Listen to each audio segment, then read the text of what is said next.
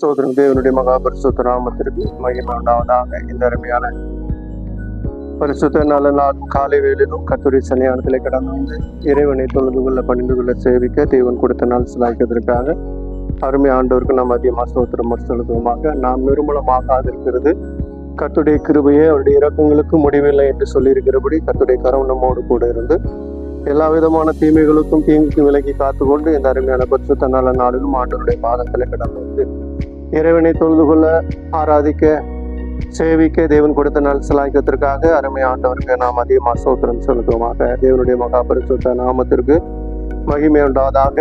இந்த நாளிலும் கர்த்தருடைய ஆவியானவர் நமக்கு காண்பிக்கிற வேதத்தை வாசித்து தேவனுடைய வார்த்தைகளாக நாம் கடந்து சொல்வோமாக. எசேக்கியேலின் தீர்க்கதரிசன புஸ்தகம் 22ஆம் அதிகாரம் 30வது வசனத்தை வாசிக்கும் பொழுது தீர்க்கதரிசியின் மூலமாக கர்த்தருடைய வார்த்தை விதமாக விளம்புகிறதை பார்க்கிறோம். 22ஆம் அதிகாரம் 30வது வசனம். தேசத்தை அடிக்காதபடிக்கு திறப்பிலே நிற்கவும் சுவரை அடைக்கவும் தக்கதாக ஒரு மனுஷனை தேடினேன், ஒருவனையும் காணேன் என்று ஆண்டவர் அங்கலாய்க்கிறதை பார்க்கிறோம். ஆண்டவருடைய வார்த்தை சொல்லுகிறது, நான் தேசத்தை அழிக்காதபடிக்கு திறப்பிலே நிற்கவும் சுவரை அடைக்கவும் தக்கதாக ஒரு மனுஷனை தேடினேன், ஒருவனையும் காணேன் என்று சொல்லி ஆண்டவர் சொல்லுகிறதை பார்க்கிறோம். தேவனுடைய மகாபரிசுத்த நாமத்திற்கு மகிமுண்டதாக. தேசம் கொடுமையினால் நிறைந்திருக்கிறது. அந்த தேசத்தை நான் அழிக்காதபடிக்கு அந்த தேசத்திற்காக ஒருவன் திறப்பிலே நின்று ஜெபிப்பானால் அவனுடைய ஜெபத்தை கேட்டு நான் பதில் கொடுப்பேன், அந்த தேசத்தை பாதுகாத்துக் கொள்வேன் என்று சொல்லி அவர் விரும்புகிறார். தேவனுடைய மகாபரிசுத்த நாமத்திற்கு மகிமுண்டதாக. ஆதியாகமத்தின் புஸ்தகத்துல நாம் விதமாக வாசிக்கிறோம், சோதோம் கொமோரா தேசமானது அது சீர்கெட்டு போய்விட்டது, அதை அழிக்கும்படி 2 தூதரும் கர்த்தரும் கடந்து வந்ததாக பார்க்கிறோம். அப்படி கடந்து வந்த பொழுது ஆயுதமாக ஆபிரகாமை சந்தித்து அதை அறிவித்து விட்டு தூதர்களை அனுப்பி அது அறிவித்து விட்டு கடந்து அப்படி அறிவித்த பொழுது ஆபிரகாம் அந்த தேசத்தை அழிக்காதபடிக்கு அவர் ஆண்டுடைய சன்னிதானத்திலே கடந்து வந்து நின்று கொண்டிருந்தார் என்று சொல்லி நவதமாக பார்க்கிறோம். தேவனுடைய மகாபரிசுத்த நாமத்திற்கு மகிமையுண்டதாக. ஆண்டவரே அவர் ஜெபம் பண்ணினது அந்த தேசத்தை அழிக்கிறதற்காக அவர் ஜெபம் பண்ணலை. அவர் என்ன ஜெபம் பண்ணினார்னா, தன்னுடைய அண்ணன் மகன் லோத்து அங்கே குடியிருக்கிறானே, அவன் அழிந்து போகக்கூடாது, அவனை சேர்ந்தவர்கள் அவன் போயிருக்கிறதுனால அவனை சேர்ந்தவர்கள் நிறைய நீதிமான்களா மாறியிருக்கலாம், திருந்திருக்கலாம், அப்படிப்பட்டவர்களையும் அழிக்க கூடாது என்று சொல்லி அவர் ஜெபம் பண்ணினார். விதமாக 50 பேர்ல ஆரம்பித்து 10 பேரோடு அவர் முடித்து கொண்டார். ஆனால் அங்கே 10 நீதிமான்கள் அல்ல, அவர்கள் இருந்தது 4 பேர் இருந்தார்கள். அதுலயும் விதமா ஒருவர் கர்த்தருடைய வார்த்தையை புறக்கணித்து பின்னிட்டு பார்த்து 31 சொல்லி பார்க்கிறோம். அதிலும் ஆண்டவர் விதமாக லோத்தை பார்த்து நீ அந்த விதமாக தேசத்துட்டு ஓடிப்போ, மலைக்கு ஓடிப்போ என்று சொன்ன பொழுது ஆண்டவருக்கு அவர் ஆலோசனை கொடுத்தார். அப்படி அல்ல ஆண்டவரே, நான் ரொம்ப இந்த பக்கத்துல இருக்கிற சோவாருக்கு ஓடி போகிறேன், நான் ரொம்ப வயதானவன், இப்படி போக முடியாது என்று சொல்லி அவர் கேட்டுக்கொண்டபடினாலே சோவாரை அழிக்காதபடி தேவன் எடுத்து போட்டார் என்று சொல்லி நான் விதமாக பார்க்கிறோம். இப்படி விதமாக தேசமானது அழிந்து நரகத்தினராய் போய் கொண்டிருக்கிறது. இந்நாட்களிலே தேசத்துல ஏராளமான மனிதர்கள் நாம் இருக்கிற இடங்களில இருக்கிறார்கள். அவர்கள் விதமாக பற்பல காரியங்களை சிந்தித்து பல விதமான பாவங்களை செய்து விதமாக நரகத்தை நோக்கி போய் கொண்டிருக்கிறார்கள், சாசை வணங்கி கொண்டிருக்கிறார்கள், மெய் தெய்வம் ஆகிய இயேசுவை விட்டு விட்டார்கள் என்று சொல்லி நாம் விதமாக பார்க்கிறோம். தேவனுடைய மகாபரிசுத்த நாமத்திற்கு மகிமையுண்டதாக. இப்படி அநேக மனிதர்கள் மெய் தெய்வத்தை விட்டு பொய் தெய்வத்தை வணங்கி பலவிதமான காரியங்களை செய்து கொண்டிருக்கிறார்கள்.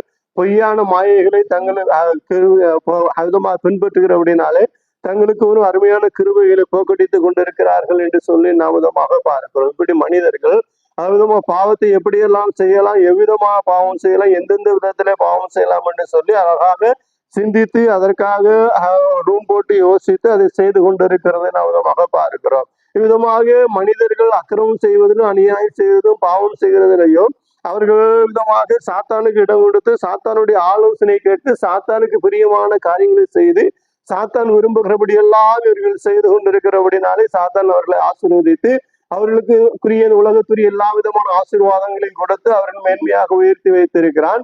அப்படி உயர்த்தி வைத்திருக்கிற அப்படின்னா இதுதான் பரலோகம், இதுதான் சந்தோஷம், இதுதான் மேன்மை என்று சொல்லி அதுமா செத்த முற்பாடு ஒரு மோராட்சி அப்படியெல்லாம் ஒன்று கிடையாது. இப்போது இருக்கும் பொழுது நன்றாக அனுபவிக்கலாம் என்று சொல்லி அநேகர் விதமாக பாவத்தை தண்ணீரை போல குடித்து விதமாக அனுபவித்துக் கொண்டு இருக்கிறதை பார்க்கிறோம். அது நிமித்தம் தேசம் கொடுமையால் நிறையப்படுகிறது.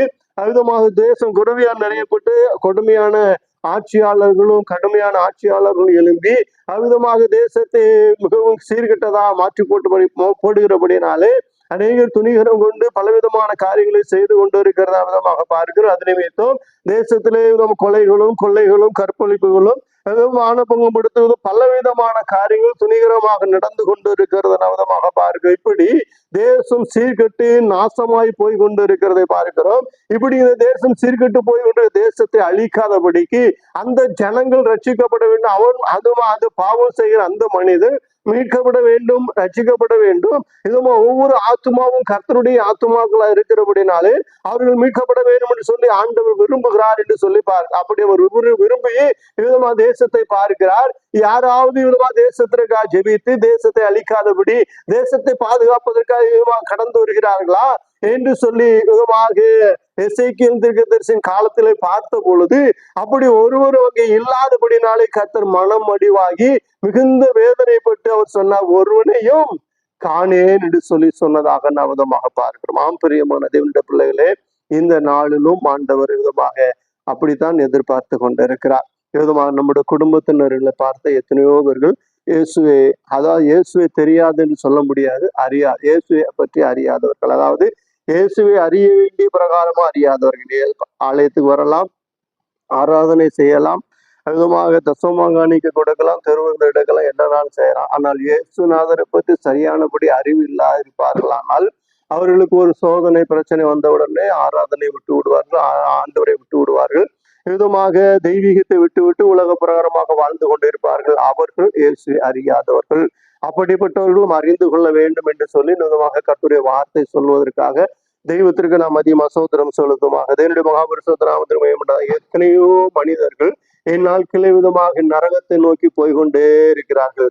நரகத்தை அவர்கள் இன்பம் என்று எண்ணி ஒரு நாள் வாழ்வு இன்பமாக எண்ணி பலவிதமான காரியங்களை செய்து கொண்டிருக்கிறத விதமாக பார்க்கிறோம். அவர்களுக்காக நாம் ஜபம் பண்ண வேண்டும், திறப்பில நிற்க வேண்டும். ஆண்டவருடைய பாதத்தில் கடந்து வந்து அன்று அவ்விதமாக மோசே திறப்பின் வாயில நின்று ஜெபித்தார். ஆண்டவரே, யாத்திராகமம் 33ஆம் அதிகாரத்தை நாம் விதமாக வாசிக்கிறோம்.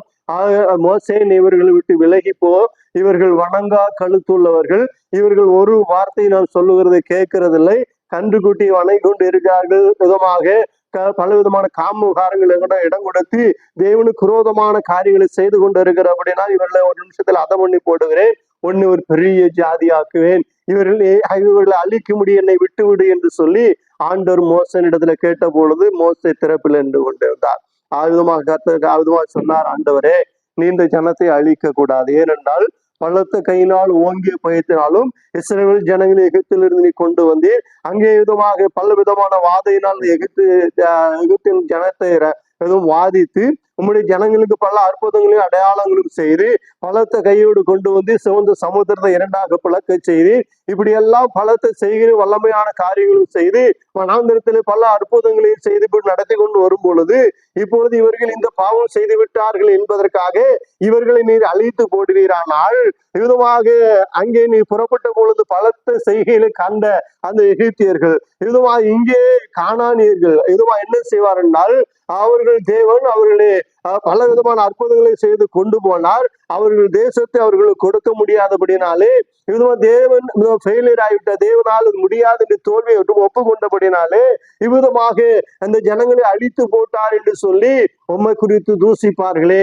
அதனால் தேவனே இந்த ஜனங்களை அழித்து போடாதேயும், நீர் ஆபிரகாம் ஈசாக்கு யாக்கோபுக்கு பண்ணின உடன்படிக்கை நினைத்தருளும் என்று சொல்லி ஜெபித்தது மாத்திரமல்ல, அவர் விதமாக ஜெபம் பண்ணினார். ஒருவேளை நீ என்னை முன்னின்று விதமான காரியங்களை செய்வீரானால் ஜீவ புஸ்தகத்திலிருந்து என்னுடைய பெயரை உங்களுடைய புஸ்தகத்திலிருந்து கிறுக்கி போடும் என்று சொல்லி சொன்னார் என்று சொல்லி பார்க்கிறோம். இப்படி தேவ சன்னிதானத்திலே தேவ ஜனங்களுக்காக பரிந்து மன்றாடினார். இந்த ஜனங்களை நீர் காப்பாற்றும், காக்காவிட்டால் என் பெயரை அழித்து போடும், இவர்களுக்கு பதிலாக என்னை கொண்டு போடும் என்று சொல்லி அவர் அங்கே திறப்பின் வாயிலே நின்று கொண்டிருந்தார். கர்த்தர் பார்த்தார். விதமாக சொன்னார், யாரு பேரையும் நான் உன் பேரை நான் கிறுக்கி போட மாட்டேன், யாரு பேரையும் கிறுக்கி போட வேண்டிய அவசியம் எனக்கு இல்லை. என்று சொல்லிட்டு அவர் சொன்னார், எவன் மேல் இரக்கமாயிருக்கு சுத்தமா இருக்கிறனோ அவன் மேல் இரக்கம், எவன் மேல் கிருபையா இருக்கணும் சுத்தமாக மேல் கிருபையா இருப்பேன் என்று சொல்லிட்டு அவர் சொன்னார். விதமாக இந்த ஜனங்களின் நடந்து கொண்டு போ, இவர்களோடு நான் கூட வந்தால் அழித்து போடுவேன், ஒரு தூதனை அனுப்புகிறேன் என்று சொல்லி அவ்விதமாக அந்த ஜனங்களை அழிக்காதபடி தேவன் அங்கே மனஸ்தாபப்பட்டார் என்று சொல்லி நவதமாக பார்க்கிறோம். பிரியமான தேவனுடைய பிள்ளைகளே, தேவ சன்னிதானத்திலே கடந்து வந்திருக்கிறோம். நம்முடைய விதமாக நமக்கு தெரிந்தவர்கள், அறிந்தவர்கள், நண்பர்கள், உறவினர்கள், எத்தனையோ மனிதர்கள் நம்மை சுற்றி இருக்கிறவர்கள், எத்தனையோ மனிதர்கள் இருந்து கொண்டுதான் இருக்கிறார்கள். நமக்கு அருமையா பழகி கொண்டு இருக்கிறார்கள். நேசிக்கிறவர்களும் உண்டு, பகைஞர்களும் உண்டு. அவர்களுக்குள்ளும் ஆத்துமா இருக்கிறது. அந்த ஆத்துமா ரட்சிக்கப்பட வேண்டும். அந்த ஆத்துமா இயேசுவை அறிந்து கொள்ள வேண்டும். அந்த ஆத்துமா தேவனை அறிந்து தேவனுக்கு சாட்சியாக வாழ வேண்டும் என்று சொல்லி ஆண்டவர் விரும்புகிறதை பார்க்கிறோம். சவுல் விதமாக சபையை துன்பப்படுத்தி கிறிஸ்தவர்களை அழித்து ஒழித்து நாசமாக்கி கொண்டிருந்த காலங்களிலே விதமாக கிறிஸ்தவர்களுக்கு மிகுந்த வேதனை துன்பம் உண்டானது. சவுலுக்கு பயந்து கொண்டிருந்தார்கள். அப்படிப்பட்ட வேலையிலே கர்த்தர் அங்கே கடந்து வந்து சவுலை சந்தித்து சவுலை விதமாக பவுலாக மாற்றின பிற்பாடு அவர் தேவனுடைய சன்னிதானத்திலே கடந்து வந்து தேவனுக்காக எழுந்து பிரகாசித்தார் என்று சொல்லி நவதமாக பார்க்கிறோம். ஒருவேளை அந்த சவுல் விதமாக சபையை துன்பப்படுத்தி கொண்டிருக்கும் பொழுது அந்த ஜனங்கள் அந்நாட்களில் இருந்த தேவ ஜனங்கள் என்ன செய்திருப்பார்கள்? ஆண்டவரே, இந்த மனிதன் விதமாக எழும்பி நம்முடைய ஜனங்களை அழித்து கொண்டு இருக்கிறானே, நீர் இவனை சந்திக்க வேண்டும், நீர் இவனை ரட்சிக்க வேண்டும் என்று சொல்லி ஜெபித்திருக்கலாம். விதமாக அந்த ஜெபம் ஆனது கேட்கப்பட்டு அந்த மனிதனை சந்தித்து அந்த மனிதன் மூலமாக ஒரு பெரிய மாற்றத்தை தேவனாகிய கர்த்தர் கட்டளையிட்டார் என்று சொல்லி பார்க்கிறோம். இந்த நாட்களிலும் அப்படிப்பட்ட எத்தனையோ மனிதர்கள் விதமாக சவுலை போன்ற மனிதர்கள் நாட்கள் உலகத்துல இருந்து கொண்டிருக்கிறார்கள். பார்ப்பதற்கு முரட்டாட்டம் பிடித்தவர்களாக, அதுமாக அவருடைய மதத்துல ரொம்ப தீவிரம் உள்ளவர்களாக, மிகவும் விதமாக கொலை செய்வதற்கும் தயங்காதவர்கள். என சவுல் அப்படிப்பட்டவர் தான், கொலை செய்வதற்கும் தயங்காதவர்கள் தான். அப்படிப்பட்டவர்களாக இருக்கலாம். பார்ப்பதற்கு நமக்கு மிகுந்த அச்சமாக இருக்கலாம். விதமாக அனனியாவிடத்துல கர்த்தர் சொல்லும் பொழுது சவுல் எண்ணப்பட்ட ஒருவன் நேர் தெருவுல விதமாக ஜெபித்து கொண்டிருக்கிறான். நான் அவனை சந்தித்திருக்கிறேன், பார்வை இல்லாதவனா இருக்கிறான். அனனியா என்று ஒருவன் வந்து தலையில கை வைத்த பொழுது பார்வை அடைந்ததாக தரிசனம் கண்டு இப்பொழுது 3 நாளும் வாசித்து ஜெபித்திருக்கிறான். நீ போய் அவனுக்கு என்னை குறித்து அறிவி என்று சொன்ன பொழுது அனனியா என்ன சொன்னார் தெரியுமா? ஐயோ ஆண்டவரே, அவன் விதமா பிரதான ஆசாரியிடத்துல அதிகாரம் பற்றி தமஸ்குள்ளையும் பிடித்து கொண்டு போக முடியாதத்தானே வந்தான்.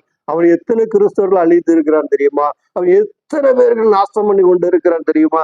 இப்பொழுது இங்கேயும் வந்திருக்கிறான் ஆண்டவரே என்று சொல்லி அன்னைய ஒரு அருமையான தீர்க்கதரிசி. ஆனாலும் கர்த்தர் அவர் பேசும்பொழுது கர்த்தருக்கு அவர் மறு உத்தரவு விதமாக கொடுக்க கர்த்தருக்கு தெரியாதா?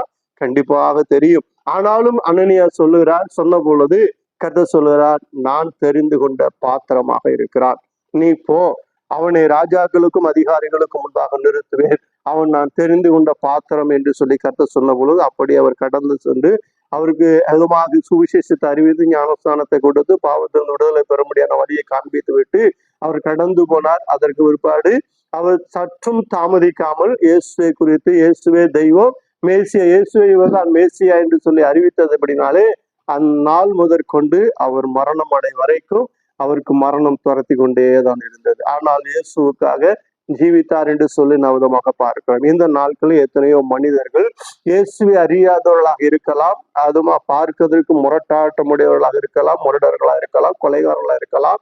நாம் அவர்களை பார்த்த உடனே ஐயோ அவர்களை என்று சொல்லி அவர்களுக்காக ஜெபிப்பதை விட்டு அவர்களை சபிக்கலாம். நாசமா போகட்டும், விளங்காம போகட்டும், ஆண்டவரின் கைய கால உடைச்சு போட்டுருங்க, ஒண்ணுமில்லாம ஆக்கிருங்க அப்படின்னு நாம அந்த அளவு நம்ம பாதிக்கப்பட்டிருக்கலாம் அவனால.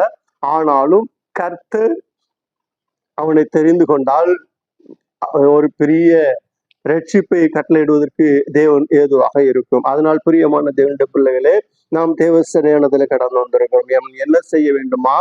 திறப்பிலே நிற்கவும் சுவரை அடைக்கவும் ஒரு மனிதனை தேடினேன் என்று சொல்லி ஆண்டவர் சொல்லுகிறார். விதமான நரக பாதாள வாசல்கள் என்ன செய்தான்? திறந்து கொண்டே இருக்கிறது. அடிக்கடி நிமிஷத்துக்கு எத்தனையோ முறை திறந்து கொண்டு இருக்கிறது. அப்படி திறந்து கொண்டு இருக்கும் பொழுதெல்லாம் என்ன செய்யலாம்? எத்தனையோ மனிதர்கள் நரகத்தை நோக்கி போய்கொண்டே, அதாவது பாதாளத்தை, நரகத்துக்கு யாரும் இது வரைக்கும் போனதில்ல, பாதாளத்தை நோக்கி போய்கொண்டே இருக்கிறார்கள். பாதாளத்துல போய் அவர்கள் அந்த பாதாள வேதனையை அடைந்து அங்கே பாதாளத்துல என்ன இருக்குது? நரகத்துல அக்னியும் கந்தகமும் இருக்குது. பாதாளத்துல என்ன இருக்குது?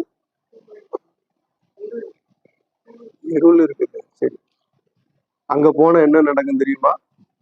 என்ன அக்னி அடைவாங்க பாதாளத்துக்கு போறவங்க? இயேசுநாதரே சொல்லிதான் வச்சிருக்கிறார். அங்க அழுகையும் பற்கடிப்பு உண்டாயிருக்கு. அங்க புழு, அவருடைய புழு சாகாமலும் அக்னி அவியாமலும் இருக்கும் என்று சொல்லி ஆண்டவர் சொன்னார். அங்க அழுகையும் பற்கடிப்பு உண்டாயிருக்கு. அதாவது என்ன எப்படி இருக்கும்னா, பாதாளம் யார் இதுவரைக்கும் நரகத்துக்கு போகல, பாதாளத்துலதான் எல்லாரும் இருக்கிறாங்க. அதே மாதிரி பரிசுத்தவான்கள் எல்லாருமே எங்க போயிருக்கிறாங்க? பரலோகத்துக்கு யாரும் எங்க போகல, பரலோகம் திறக்கப்படவும் இல்லை. இயேசுநாதர் ஒருவர் தான் பரலோகத்திலிருந்து இறங்கினவரும் பரலோகத்திலே போனவரும் இயேசு ஒருவரே. தேவதூதர்களும் தேவனும் தவிர வேற யாரும் அங்க பரலோகத்துக்குள்ள என்ன செய்யறதில்ல. எப்பேற்பட்ட பரிசுத்தவான மோசையானது, எப்பேற்பட்ட பரிசுத்தவானாகட்டும் யாரும் பரலோகத்துக்குள்ள போகல. அவங்கள எங்க இருக்கிறாங்க தெரியுமா? பரதீசில இருக்கிறாங்க. பரதீஸ் எப்படிப்பட்ட இடம்? ஒரு அமைதியான இலைப்பாடுற இடம். அங்கே அமைதியாக இலைப்பாரி சமாதானத்தோடு அங்கே இருந்து கொண்டு இருக்கிறார்கள். அப்படிப்பட்ட இடம் தான். ஆனால் நிறைய பேர் தரிசனம் காண்கிறார் அல்லவா? விதமாக பவுல் கூட சொல்கிறார், 3ஆம் வானம் வரைக்கும் எடுத்துக்கொள்ளப்பட்டு பரதீசுக்குள் போனதாக அவர் சொல்லுகிறார். அப்படி நிறைய பேர் பரதீசுக்குள் போயிட்டு வந்து பரலோகத்தை கண்டதாக சொல்லுகிறார்கள். பரதீசும் பரலோகத்துக்கு ஒப்பான ஒரு சாயலுடையதான், பாதாளம் நரகத்துக்கு ஒப்பான ஒரு சாயலுடையதான் என்று சொல்லி விதமாக பார்க்க. நரகமானது மிகுந்த வேதனையுடையது. அது வெளிப்படுத்தல் புஸ்தகத்தில் விதமாக வாசிக்கும் பொழுது பாதாளமும் விதமாக அங்கே எங்க அக்னி கடலிலே தள்ளப்பட்டது என்று சொல்லி விதமாக பார்க்கிறோம். அப்படி என்றால் அது நியாய தீர்ப்பு நாட்களுக்கு பிற்பாடு அந்த சம்பவங்கள் நடக்கும். ஆனா இந்நாட்கள் அநேகர் பாதாளத்துக்கு போய் கொண்டே இருக்கிறார்கள். அங்கே போன பிற்பாடு அவர்களுக்கு போன உடனே உணர்வுகள் உருவாகும். அது ஐயோ நாம் தெரியாமல் வந்து விட்டோமே, இயேசுநாதரை குறித்து அறிவித்தார்களே, நாம் விதமாக ஏற்றுக்கொள்ளவில்லையே, நாம் அந்த அருமையான அந்த அதாவது பரதேசிக்கு ஆபிரகாம் இருக்கிற அந்த அருமையான இடத்துக்கு நாம் போக முடியாமல் போய்விட்டதே என்று சொல்லி மிகுந்த வேதனையும் மிகுந்த துக்கமும் உண்டாகிறபடினாலே என்ன செய்யுமா? பற்களை கடிப்பார்கள்.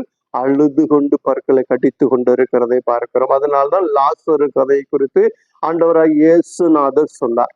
லாசரு அதுமாக இந்த உலகத்துல மிகுந்த வேதனை அடைந்தார். எதுமாக மிகுந்த வேதனையோடு காணப்பட்ட லாசரு அவர் மரித்த பொழுது தேவதூதர்கள் ஆபிரகாமுடைய பரதேசில இருக்கிற ஆபிரகாமுடைய வடியில கொண்டு விடப்பட்டார் என்றும், விதமாக ஐஸ்வர்யமாக வாழ்ந்த சம்பூர்ணமாக வாழ்ந்த ஐஸ்வர்யவான் இந்த உலகத்திலே மிகவும் சம்பூர்ணமாக வாழ்ந்தாலும் விதமாக அவன் போன இடம் பாதாளம். அந்த பாதாளத்துல போய் அவன் என்ன செஞ்சான்? அவனுக்கு தண்ணீர் கிடைக்கவில்லை, எதுவுமே கிடைக்கவில்லை. ஆனால் அவன் உலகத்துல இருக்கும்போது சம்பூர்ணமா வாழ்ந்து கொண்டிருந்தான். விதமா உலகத்தில் இருக்கும்போது தேவனுடைய குறித்து அறியாதபடியினாலே அவன் அங்கே போய் மிகுந்த அழுகையோடும் விதமாக பற்கடிப்போடும் வேதனையோடு அவன் இருந்து ஐயோ மேலே கண்களை ஏறெடுத்த பொழுது பரதேசில இருக்கிற அந்த ஆபிரகாமுடைய மடியில லாசர் இருப்பதையும் கண்டு அவன் விண்ணப்பம் செய்தான் என்று சொல்லி அப்படி என்றால் பார்க்கும் தூரத்துல தான் இரண்டும் இருக்கிறது. ஆனால் இரண்டு பேரும் இரண்டு பக்கத்திலிருந்து எங்க செய்ய முடியாது. ஒரு பக்கத்துல இன்னொரு பக்கம், இன்னொரு பக்கம் போக முடியாது. தேவன் சில பெரிய பிளவை உண்டு பண்ணி வைத்திருக்கிறார். ஆனால் பார்க்கலாம். அங்கிருந்து அவர்கள் ஒருவருக்கு பார்த்து கொள்ளலாம். ஆனால் வேதனைப்பட்டு கொண்டுதான் இருக்க வேண்டும். அங்கே விதமாக அழுகையும் பற்கடிப்பும் உண்டாயிருக்கும் என்று சொல்லிப்பார். இப்படித்தான் நிறைய பேர் என்ன செய்து கொண்டிருக்கிறார்கள்? பாதாளத்தை நோக்கி போய் கொண்டே இருக்கிறார்கள்.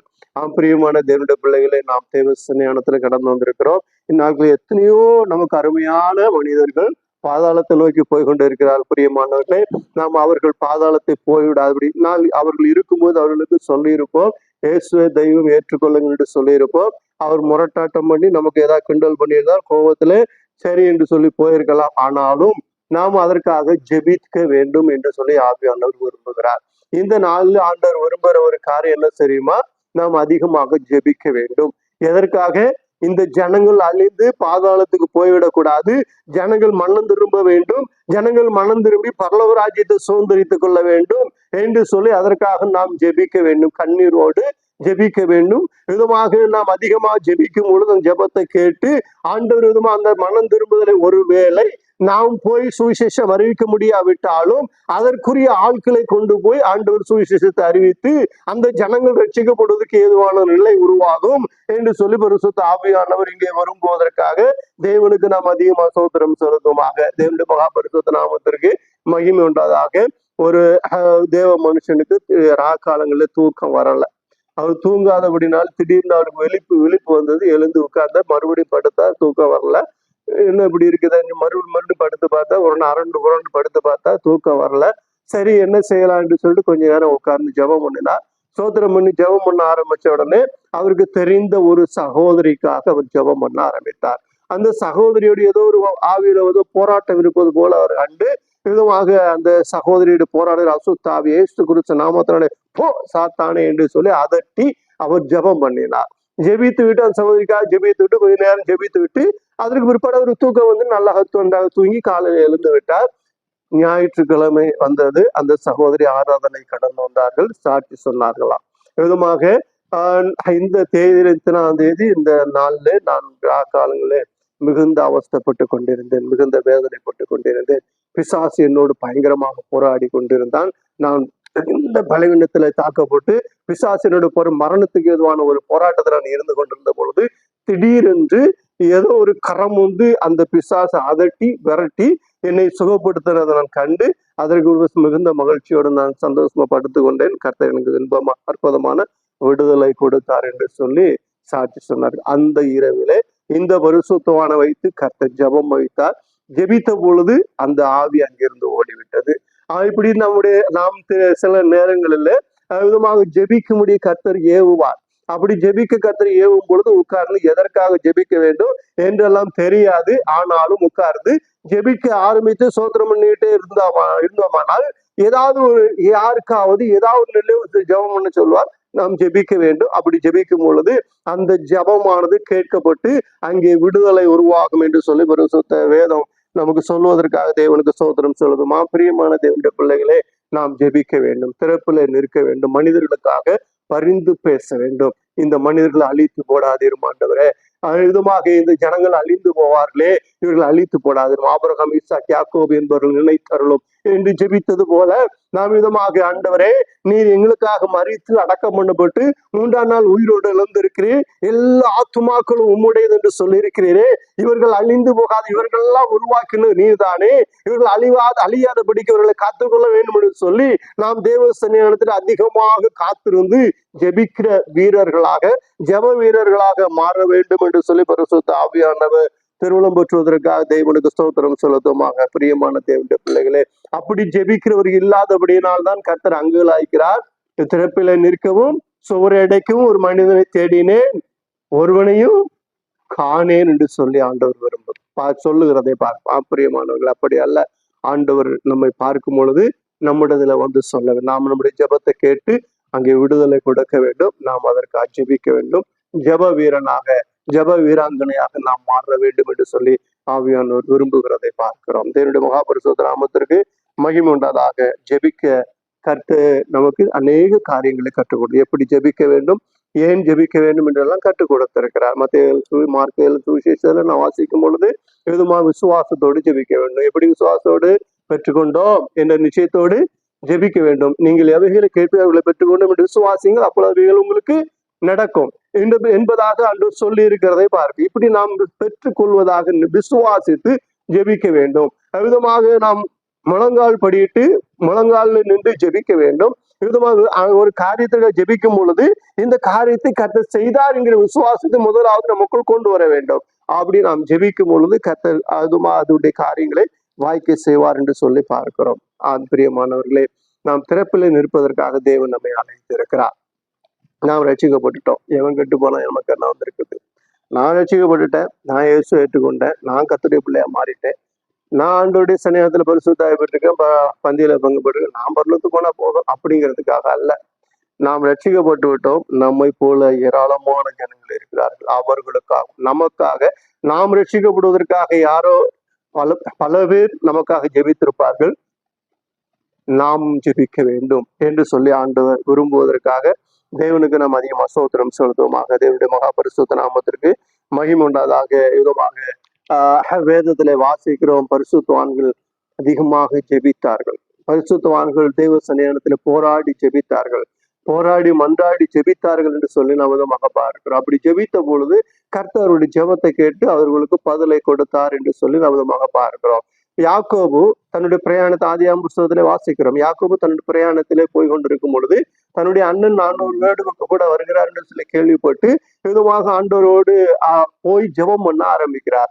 அவர் விதமாக அடிக்கடி தேவ தூதர்களை சந்திப்பது அவருக்கு வழக்கமான ஒரு காரியம். தேவ தூதர்களை அடிக்கடி சந்திப்பது வழக்கமா இருந்தபடினாலே விதமாக அவர் முழுவதும் உட்கார்ந்து ஆண்டவரோடு ஜெபித்து தனித்து உட்கார்ந்து இருக்கும் பொழுது அவர் மேல் ஒரு கரம் தொடுகிறது. அந்த கரமானது அவரை அழுத்துகிறது. அந்த கரத்தை விடுவிப்பதற்காக தட்டி விட்டு அது விடுதலையாக்கிறார். அந்த கரம் போய் விடுகிறது. மறுபடியும் இந்த பக்கம் அழுத்துகிறது. அது அழுத்தும் பொழுது அது ரொம்ப போராடி அது தட்டி விடுகிறார். இப்படி முழுவதும் ஒருவர் அவரோடு விதமாக என்ன செய்யறார், போராடி கொண்டிருக்கிறதை பார்க்கிறோம். அதாவது ஆண்டவர் என்ன செய்யறார் என்றால் நம்முடைய பிள்ளை இடத்துல யாக்கோபிடத்துல மிகவும் அன்பா இருந்த அப்படின்னாலே அது சில நேரங்கள்ல பிள்ளைகளிடத்துல நாம விளையாடுவோம். என்ன செய்வோம்னா ஏதாவது கொஞ்சம் மேல கையை வச்சு அமுக்குறது, இல்லைன்னா அப்படி கையை பிடிச்சிக்கிறது, காலை பிடிச்சிக்கிறது, பிடிச்சி தலையை பிடிச்சிக்கிறது, இப்படி ஏதாவது பிடிச்சி திமிரி போகும்போது விட்டுட்டு மறுபடியும் பிடிச்சி இப்படி விளையாடுவது போல ஆண்டவர் யாக்கோபோடு விளையாண்டு கொண்டிருந்தார். அது பொழுது விடுகிறது, நான் போகட்டும் என்று சொன்ன பொழுது அப்பொழுதுதான் அவர் யோசிக்கிறார், தேவ தூதனானால் இப்படி கேட்க மாட்டாரே என்று சொல்லிவிட்டு உம்முடைய பேர் என்னன்னு கேட்க, என் பேரை நீ கேட்பானே, நீ மனுஷரோடும் தேவனோடும் போராடி வெற்றி கொண்டாய், நீ யாக்கோபு எண்ணப்படாமல் இஸ்ரேல் எண்ணப்படுவாய் என்று சொல்லி அவர் ஆசீர்வதித்து கடந்து போனதை நாம் விதமாக பார்க்கிறோம். தேவனுடைய மகாபரிசுத்த நாமத்திற்கு மகிமையுண்டாக அதற்கு பிற்பாடு அவர் இன்னும் அதிகமாக ஆண்டவருடைய பாதத்திலே காத்திருந்தார் என்று சொல்லி நாம் விதமாக பார்க்கிறோம். பிரியமானவர்களே, நாமும் ஒரு ஜெப வீரனாக ஆண்டவரோடு நெருங்கி உறவாடுகிற, எப்படிப்பட்ட நெருங்கி உறவாடுதல், யாக்கோபு தேவனோடு ஜெபத்துல என்ன செஞ்சாரு, அதிகம் ஒரு தகப்பன் மகன் போல நெருங்கி இருந்தது போல நாமும் ஆண்டவரோடு அப்படி இருக்க வேண்டும் என்று சொல்லி ஆண்டவர் விரும்புகிறதை பார்க்கிறோம். நாம் விதமாக ஏனோக்கு குறித்து அடிக்கடி தியானிக்கிறது தான். 300 வருஷம் தேவனோடு சஞ்சரித்து கொண்டிருந்தார் என்று சொல்லி பார்க்கிறோம். 300 வருஷம் தேவனோடு சஞ்சரித்து கொண்டிருந்தார். அவருடைய ஜெப வாழ்க்கை உன்னதமான வாழ்க்கையாக இருந்தது. எப்பொழுதும் ஆண்டவர் நோக்கி பார்த்து ஆண்டவர் முகமுகமா தரிசித்து பேசி கொண்டிருந்ததாக நாம் பார்க்கிறோம். எலியா என்பவர் நம்ம போல பாடுள்ள மனுஷனாயிருந்தும் கருத்தாய் ஜெபம் பண்ணினான். 3 வருஷம் 6 மாதம் தேசத்தின் மழை பெய்யாதபடி வானம் அடைக்கப்பட்டது. மறுபடியும் ஜெபம் பண்ணினால் வானம் திறக்கப்பட்டது என்று சொல்லி யாக்கோபின் புஸ்தகத்துல விதமாக வாசிக்கிறோம். பிரியமான தேவனுடைய பிள்ளைகளே, எலியாவை போல நாம் ஊக்கமாக ஜெபிக்க வேண்டும் என்று சொல்லி பரிசுத்த ஆவியானவர் சொல்லுகிறார். 1 ராஜாக்களின் புஸ்தகம் 18ஆம் அதிகாரத்திலே நாம் விதமாக வாசிக்கும் பொழுது இங்கே எலியா தேவனுடைய சன்னிதானத்திலே கடந்து வந்து ஊக்கமாக ஒரு ஜெபித்தார் என்று சொல்லி விதமாக பார்க்க ஒரு போட்டி உண்டாயிட்டு, அந்த போட்டிக்கு பிற்பாடு விதமாக போட்டியிலே கர்த்தர் சொல்லுவதை அவர் செய்தார் என்று சொல்லி பார்க்கிறோம். அப்படி செய்த பொழுது அங்கு பெரிய வெற்றியை கர்த்தர் கட்டளையிட்டார். கட்டளையிட்ட பிற்பாடு விதமாக கடந்து போய், மலையில் ஒன்றுமில்லை ஆனாலும் கடந்து போய் என்ன செய்யறால் அதிகமாக ஜெபித்தார். முகங்குப்புற தன் முழங்காலில் பட குனிந்து தன் விதமாக தேவனை நோக்கி பணிந்து ஜெபித்தார் என்று சொல்லி நாம் விதமாக பார்க்கிறோம். 18ஆம் அதிகாரம் 1 ராஜாக்களின் புஸ்தகம் 18ஆம் அதிகாரம் வசனம் 44 வாசிக்கும் பொழுது,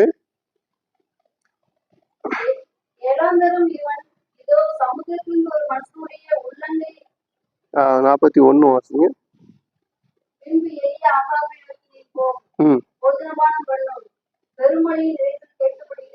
மழையே பெய்யல, அதுக்குரிய அறிகுறியே இல்லை.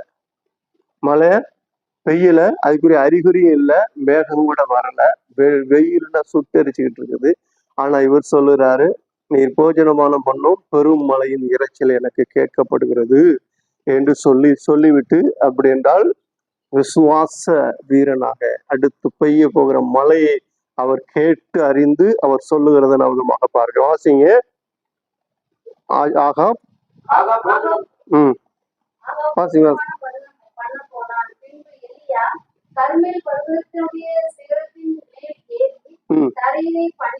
தரையிலே ஆண்டவருடைய சன்னிதானத்துல தரையிலே பணிந்து முகம் தன் முழங்காலில் பட குனிந்து தன் முகம் தன் முழங்காலி பட குனிந்து நான் சங்கீதத்திலே வாசிக்கிறோம், கர்த்தருக்கு முன்பாக பணிந்து குனிந்து முழங்கால் படியிட கடவோம் வாருங்கள் என்று சொல்லி இருக்கிறபடி எலியா தன் முகம் தன் முழங்காலில் பட குனிந்து ஊழியக்காரனை நோக்கி, மொழிக்காரனை நோக்கி நீ போய் ம் சமுத்திரமுகமாய் பார் என்றான். ம் அவன் போய் பார்த்து ஒன்றுமில்லை என்றான். சமுத்திரமுகமாக போய் பார்த்தார், மேகத்துக்குரிய அறிகுறியே இல்லை, ஒன்றுமே இல்லை என்று சொன்ன பொழுது அப்போ சொல்லுகிறார், நீ போய் 7 முறை பார் என்று சொல்லுகிறார்.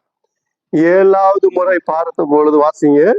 நீ இன்னும் 7 தரம் போய் பார் என்றான். ம் 7ஆம் தரம் இவன், இதோ சமுத்திரத்திலிருந்து ஒரு மனுஷனுடைய உள்ளங்கை அத்தனை சிறிய மேகம் எழும்புகிறது என்றான். ம் அப்பொழுது அவன், நீ போய் ஆகாபை நோக்கி, மழை உம்மை தடை செய்யாதபடிக்கு ரதத்தை பூட்டி போய்விடும் என்று சொல் என்றான். ம் அதற்குள்ளாக வானம் மேகங்களினாலும் காற்றினாலும் கருத்து பெருமழை உண்டாயிற்று. ம் ஆகாப் ரதத்தில் ஏறி இஸ்ரேலுக்கு போனான். கர்த்தருடைய கை எலியாவின் மேல் இருந்ததினால் அவன் தன் அறையை கட்டிக்கொண்டு இஸ்ரேலுக்கு வருமட்டாக ஆகாபுக்கு முன் ஓடினான். அதாவதுமா பெரும் வெள்ளம் பெருமழை இரைச்சல் கேட்கப்படுதுன்னு சொன்னவர் அப்படியே ஜெபித்த பொழுது ஒரு உள்ளங்கை அளவு சிறிய மேகம் மேலே எழும்புன உடனே விசுவாசத்தோடு சொல்லுகிறார், ஆகாப் ரதத்தை பூட்டி ஓடும், மழை வரப்போகிறது, பயங்கரமான மழை பெய்ய போகிறது. அவரு வேகமாக தீர்க்கதரிசியுடைய வார்த்தையை கேட்டுவிட்டு வேகமா போகிறார். அதற்கு முன்பாக அந்த ரதம் 4 குதிரைகளால் பூட்டப்பட்ட அந்த ரதம் கிட்டத்தட்ட 70-80 கிலோமீட்டர் ஸ்பீட்ல போய்கிட்டு இருக்கவர். அந்த ரதத்துக்கு முன்பாக இவர் தன்னுடைய சால்வையை போட்டுக்கொண்டு உடுப்புகளை உடுத்துக்கொண்டு வேகமாக ஓடுகிறார். அந்த ரதத்துக்கு முன்பாக ஓடினார். இவரும் 70-80 கிலோமீட்டர் ஸ்பீட்ல அதுக்கு முன்னாடி ஓடிக்கிட்டே இருந்தார் என்று சொல்லி பார்க்கிறோம். அப்போல்லாம் எலியாவுக்கு வயசு 75 வயசு, 75-76 வயசுல அவ்வளவு வேகமாக ஓடினா தேவனுடைய பலம் அவருடைய இடை கட்டினதுன்னு சொல்லி பார்க்கிறோம். அது மாத்திரமல்ல, ஆண்டோடைய சன்னிதானத்துல ஆண்டோர் சொல்லுவதை கேட்டு ஜெபிக்கிற ஒரு தேவ மனுஷனாக இருந்தார். இந்த விதமாக அங்க ஒரு பெரிய போட்டி உண்டான பொழுது அந்த போட்டியில அவர் கடந்து போய் விதமாக ஜெபித்தார். அந்த போட்டியில கலந்து கொண்டார். அதுக்கு ஒருபாடு என்ன சொன்னார் என்றால், அங்கே இருந்த சில அதாவது விக்கிரகாராதை செய்து கொண்டிருந்தவர்களே சங்கரித்து போட்டார் என்று சொல்லி நாம் விதமாக பார்க்கிறோம். தேவனுடைய மகாபரிசுத்த நாமத்தின் பெரிய எழுப்புதல் உண்டாயிற்று. தேசத்துல எல்லா ஜனங்களும் கர்த்தரே தெய்வம், கர்த்தரே தெய்வம் என்று சொல்லி விதமாக பணிந்து கொண்டார்கள் என்று சொல்லி நாம் விதமாக பார்க்கிறோம். முகம் குனிந்து ஆண்டவரை பணிந்து கொண்டார்கள். அப்படி என்றால் எலியா ஜெப வீரனாக தேவ சமூகத்தில் அதிகமாக காத்திருக்கிறவராக திறப்பின் வாயில நிற்கிறவராக இருந்தபடினாலே ஒரு எலியாவை கொண்டு அங்கே ஒரு பெரிய எழுப்புதல் உண்டானது. எல்லா ஜனங்களும் மனம் திரும்பி கர்த்தரே தெய்வம் என்று சொன்னார் என்று சொல்லி பார்க்கிறோம். வசனம் 39 வாசிங்க.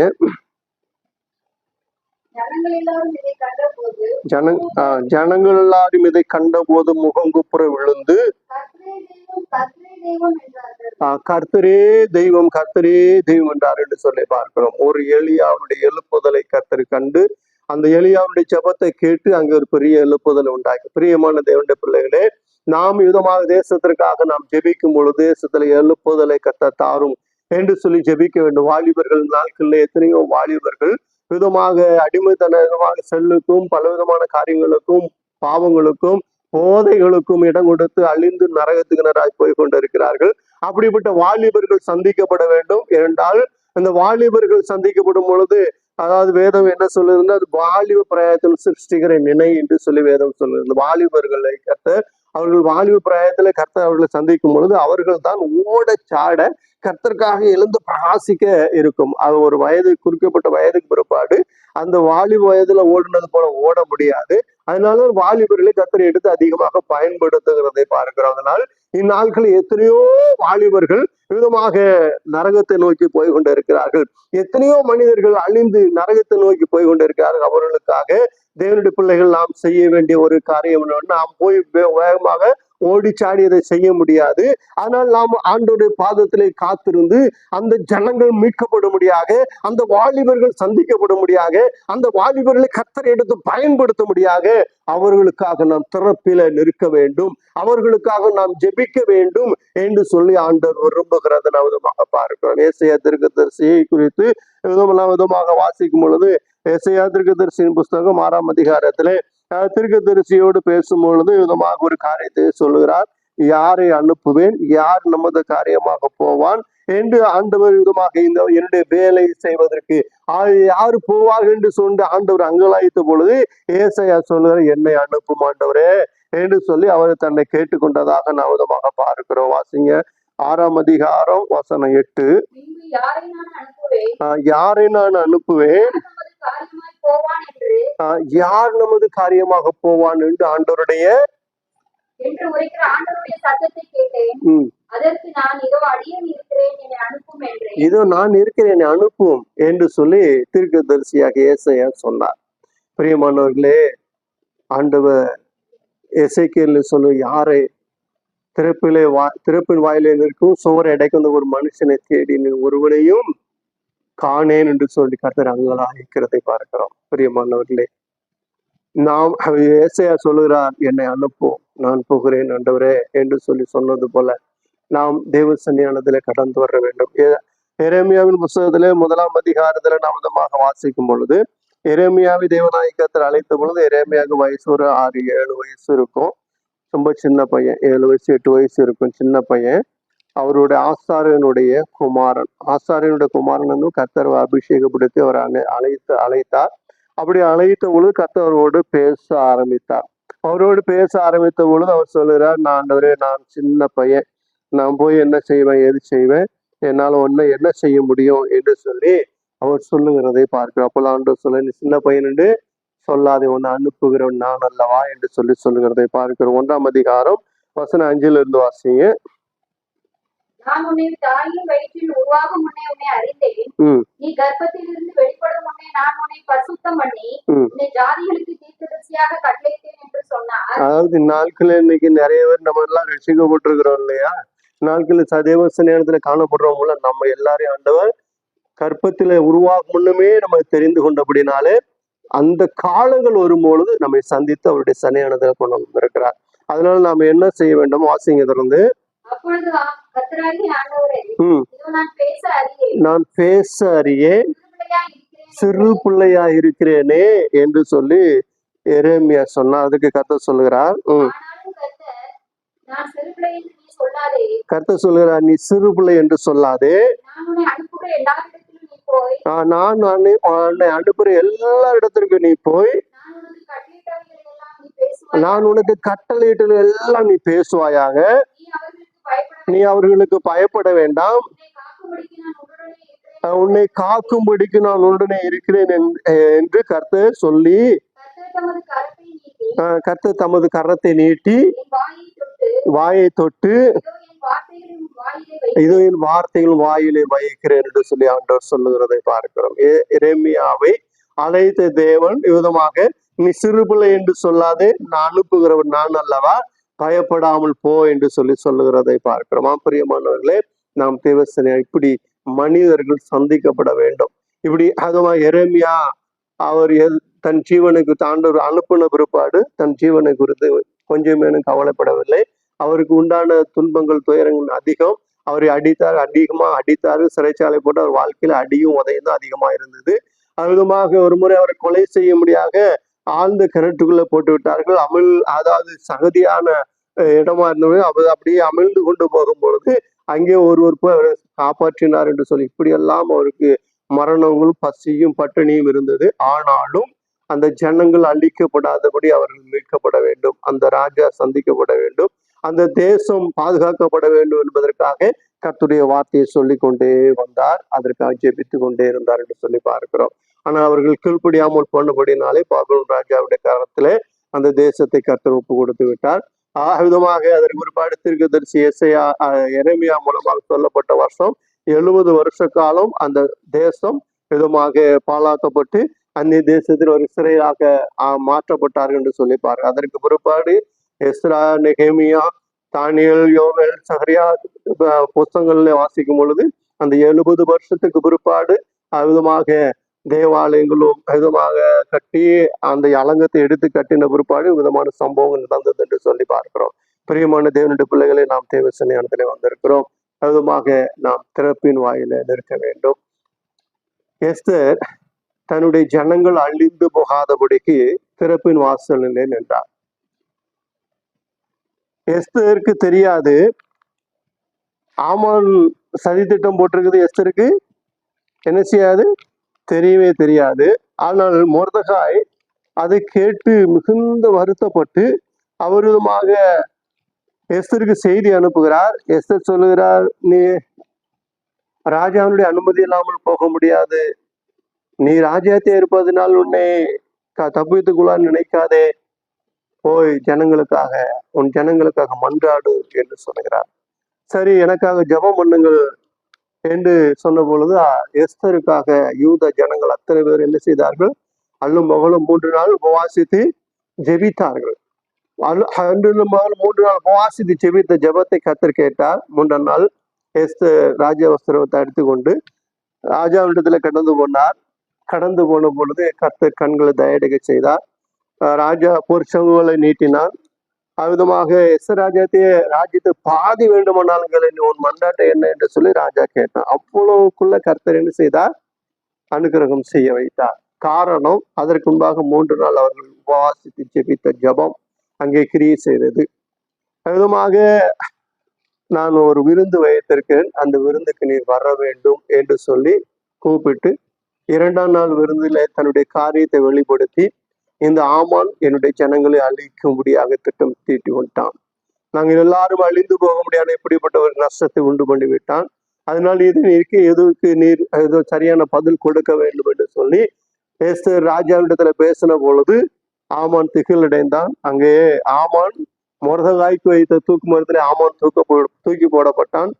அது மாத்திரமல்ல, யூத ஜனங்களை அழிக்க வேண்டும் என்று சொல்லி இருந்த அந்த நாளிலே யூத சத்துருக்கள் அழிக்கப்பட்டார்கள் என்று சொல்லி நாம் விதமாக பார்க்கிறோம். அப்படியானால் அந்த மொர்தெகாயும் எஸ்தரும் தேவனுடைய சன்னிதானத்தில் நின்ற பொழுது 127 நாடுகள்ல இருந்த இந்திய தேசம் முதல் எத்தியோப்பிய தேசம் வரைக்கும் 127 நாடுகள் இருந்த யூத ஜனங்கள் காக்கப்பட்டார்கள். பிரியமான தேவனுடைய பிள்ளைகளே, நாம் தேவனுடைய பாதத்துல ஜெபிப்போமானால் அதிகமாக அன்றைய சன்னிதானத்துல காத்திருந்து ஜனங்களுக்காக அழிவுக்கு நேராக போன்ற ஜனங்கள் மீட்கப்படும்படியாக ரட்சிப்புக்காக இன்னும் அநேக காரியங்களுக்கு நான் ஜெபிக்கும் பொழுது கர்த்தர் பெரிய மாற்றத்தை உருவார். அந்த எஸ்தருடைய மொர்தெகாயினுடைய ஜெபத்தை கேட்டு விதமாக யூத ஜனங்களை அழிக்காதபடி எழுப்புதல், யூத ஜனங்கள் மத்தியில் எழுப்புதல் உண்டாக்குன தேவன் இந்த தேசத்திலையும் ஏராளமான ஜனங்கள் அழிந்து கொண்டிருக்கிறார்கள். இந்நாட்களிலே கொடுமையான காரியங்கள் நடந்து கொண்டிருக்கிறது. எத்தனையோ மணிப்பூர் என்ற மாநிலத்திலெல்லாம் பயங்கரங்கள் நடந்து கொண்டிருக்கிறது. கிறிஸ்தவத்தை குறித்து அறிவிக்க முடியவில்லை. விதமாக ஒவ்வொரு மாநிலத்திலும் ஒரு 10 மாநிலத்தில தடை சட்டங்கள் போட்டு இருக்கிறார்கள். அதற்காக தீர்ப்பு உண்டாகி கொண்டு இருக்கிறது. இப்படி பலவிதமான காரியங்கள் நடந்து கொண்டு இருக்கிறது. விதமாக தேவ ஜனங்கள் தமிழ்நாட்டில் சுகமா இருக்கிறோம் அப்படின்னு சொல்லி இல்லாதபடி நாம் தேசத்திற்காக ஜெபிக்க வேண்டும். தேசத்திற்காக அதிகமாக ஜெபிக்க வேண்டும். தேசம் பாதுகாக்கப்பட வேண்டும். ராஜாக்களுக்காக, அதிகாரிகளுக்காக ஜெபிக்க வேண்டும். ஆட்சியாளர்களுக்காக ஜெபிக்க வேண்டும். அவ்விதமாக நமக்கு பிடித்திருக்கிறதோ பிடிக்கலையோ அவர்கள் அதிகாரத்தில் இருப்பார்கள். ஆனால் அவர்கள் நல்லபடியாக ஞானமாக அறிவாக புத்தியாக தேவனுக்கு பயந்து ஆளுகை செய்யும்படி அவர்களுக்காக நாம் ஜெபிக்க வேண்டும். அப்படி ஜெபித்து தேசத்தை பாதுகாக்க வேண்டும்.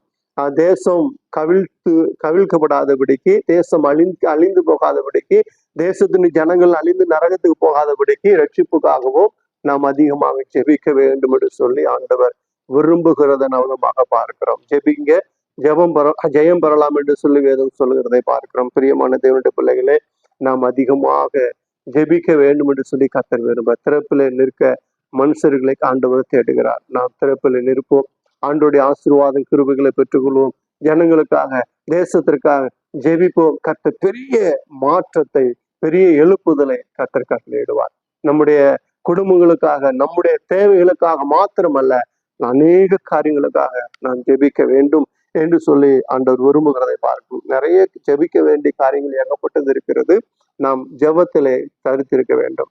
எவ்வளவு நேரம் ஜெபித்தீர்கள் என்று சொல்லி கேட்டால் அநேகர் சொல்லுகிற காரியம் என்ன தெரியுமா? நேரம் இல்லை.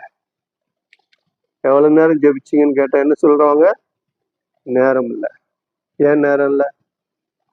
எங்க வேலை வேலைன்னு ஓடுறோம், அங்க ஓடுறோம், இங்க ஓடுறோம், அந்த ஆளை பார்க்க வந்து பார்க்க அப்புறம் வந்து நக்கலான்னு படுத்துருக்கு. முடியல. நேரம் இல்லை.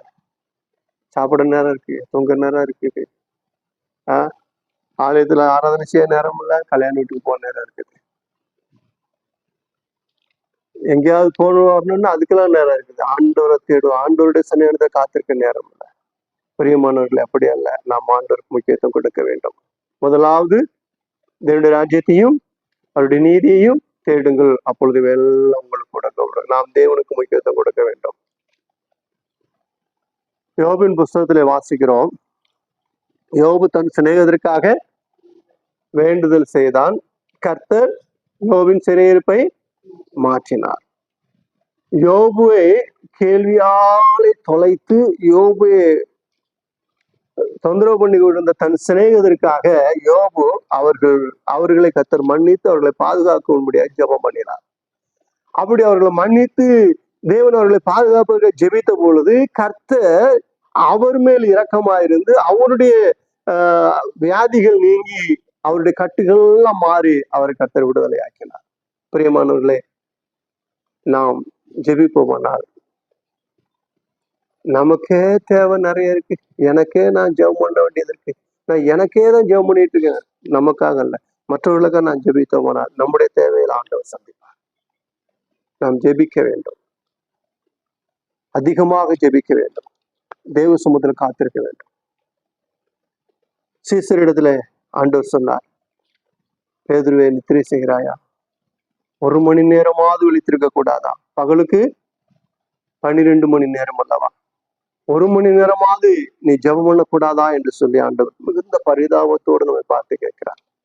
அப்படின்னா ஒரு நாளைக்கு 24 மணி நேரம் ஆண்டவர் சொல்லுகிற டைம். பகலுக்கு 12 மணி நேரம், 12 மணி நேரத்துல 1 மணி நேரம் தேவ சமூகத்துல நீ உட்கார்ந்து ஜெபம் பண்ணு அப்படின்னு சொல்லுறத பார்த்தா ஒரு நாளைக்கு எத்தனை மணி நேரம்? 24 மணி நேரம். நம்ம எத்தனை மணி நேரம் ஜெபம் பண்ணணும்? 2 மணி நேரம் ஜெபம் பண்ணணும். ஆனா ஜெபம் பண்ணுங்கன்னா 5 நிமிஷம் ஜெபம் பண்ணேன். சாப்பிட்டீங்களா? சாப்பிட்டேன். எவ்வளவு வயிறு நிறைய சாப்பிட்டீங்களா? கொஞ்சமா சாப்பிட்டேன் அப்படின்னா நமக்கு சரியா நம்முடைய சரீரம் சரி வருமா? ஒத்து வருமா? நான் 5 இட்லி சாப்பிட வேண்டிய இடத்துல 1 இட்லி மட்டும் சாப்பிட்டு போனா பசி தாங்குமா? என்னுடைய ஆத்துமா ஆண்டுடைய சமூகத்தில் அதிகமாக காத்திருக்க வேண்டும். நம்முடைய சரீரம் காத்திருக்க வேண்டும். சரீரத்தை பயிற்சிக்க வேண்டும், ஒருமனப்படுத்த வேண்டும். அநேக ஜனங்கள் அழிந்து கொண்டிருக்கிறார்கள். அவர்கள் மீட்கப்பட வேண்டும். தெய்வமே யார் என்று தெரியாமல் எதையோ வணங்கி கொண்டிருக்கிறார்கள், என்னமெல்லாமோ பண்ணி கொண்டிருக்கிறார்கள். அவர்கள் மீட்கப்பட வேண்டும். தெய்வ ஜனங்கள் தேவனுடைய பிள்ளை தேவனை வணங்குறதுனாலே தேவ ஜனங்கள் அநேகர் கொலை செய்கிறவர்களா இருக்கிறார்கள். அவர்களும் மீட்கப்பட வேண்டும். தேசம் ரட்சிக்கப்படும். தேசம் ரட்சிப்பு அலங்கரிக்கப்பட வேண்டும். தேசம் அமைதியாக இருக்க வேண்டும். தேசம் தேவனை அறிந்து கொள்ள வேண்டும். இந்த தேசத்திற்காக நாம் ஜெபிப்போம். நாம் இந்த தேசத்துல இருக்கிறோம், தேசத்துக்காக ஜெபிப்போம். எத்தனையோ பரிசுத்தவான்கள் ஜெபித்து கொண்டிருக்கிறார்கள். நாமும் அவரோடு சேர்ந்து ஜெபிப்போம். ஜெபித்து அந்த தேவனுடைய ஆசீர்வாதங்களை பெற்றுக்கொள்ள வேண்டும் என்று சொல்லி ஆண்டவர் விரும்புகிறார். தேசத்தை அழிக்காதபடிக்கு திறப்பிலே நிற்கவும் சுவர் அடைக்கிறதுக்கு ஒரு மனிதர் தேடின் என்று சொல்லி இருக்கிறபடினால் நம்மை கண்டுபிடித்து அழைத்து இருக்கிற இறைவன் நமக்கும் அதுதான் சொல்லுகிறார். நாம் ஜெபிப்போம். தேவனுடைய ஆசீர்வாதம் கிருபைகளை பெற்றுக்கொள்வோம். கர்த்ததாமே இந்த வார்த்தைகளை ஆசீர்வதிப்பாராக. ஆமென். மறுபடியும் கர்த்தரை ஸ்தோத்திரித்து ஜெபிக்கலாம். யாரோ ஒருவர் கேட்ட வார்த்தையின் மனது கொண்டு யாரும் முழங்கால் படிட்டாங்க. சோதரம் சொல்லுவோம். சோதரம் ஆண்டவரே, சோதரம் சோதரம் சோதரம் சோதரம் சோதரம் சோதரம் சோதரம். ஹல்லேலூயா ஹல்லேலூயா ஹல்லேலூயா ஹல்லேலூயா ஹல்லேலூயா ஹல்லேலூயா ஹல்லேலூயா ஹல்லேலூயா ஹல்லேலூயா ஹல்லேலூயா ஹல்லேலூயா. இயேசுவே